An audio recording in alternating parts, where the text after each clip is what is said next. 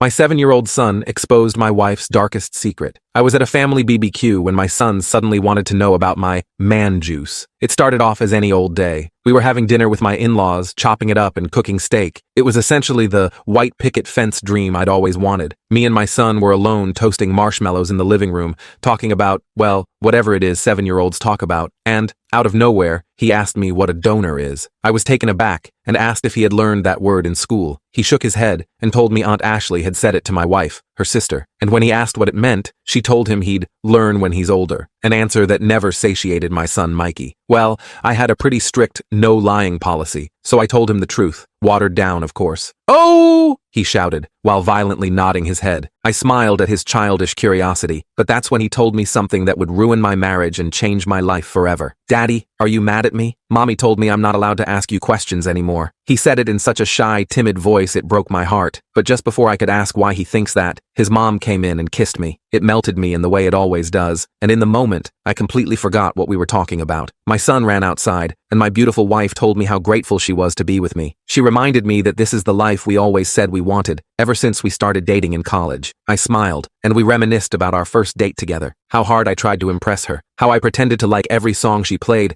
and how she added them to a playlist that she played 24/7 until I finally confessed 3 years later. We kissed, and it still felt as electric to me as the first day we met. We went outside and played with our son before going home and heading to bed, but while I lay there, with my arms around her, I couldn't shake this nagging feeling in my chest, because whenever I was around, my wife always encouraged my son to ask questions. We had decided a long time ago not to cut our son's childhood short like ours was. None of the puzzle pieces were clicking. I knew my only option was to confront my son directly. So the next day, while my wife was at her Pilates class, that's exactly what I did. After a lot of ums and I don't knows, Mikey finally spit it out. Well, kinda. He told me that Ashley and my wife were joking about how good of a donor Robert was. My heart dropped to the pit of my stomach. I plastered on a huge fake smile and told him that was just something adults say around their friends, and when he's older, he can say it too. I could feel the beads of sweat rolling down my forehead, but he just shrugged his shoulders and went back to playing with his cars. You see, Rob was my wife's first boyfriend in high school. He was the only guy before me, and he lived in Australia while we lived in Cali. I panicked and immediately ordered a paternity test. The days waiting for the lab results were hell. Things just weren't adding up. By that point, Rob had been out of the picture for over a decade. Like, there's just no way, right? And second, our son looked just like me. He literally had my exact eye color, hazel green, and nose bridge, or so I thought, because after 2 weeks, the results arrived. He wasn't mine, but when my wife gave me her explanation, I wasn't even mad. In fact, I was even happier, getting to keep our family together and raise Mikey. I can't tell you what happened next in this video. The full story is on my channel.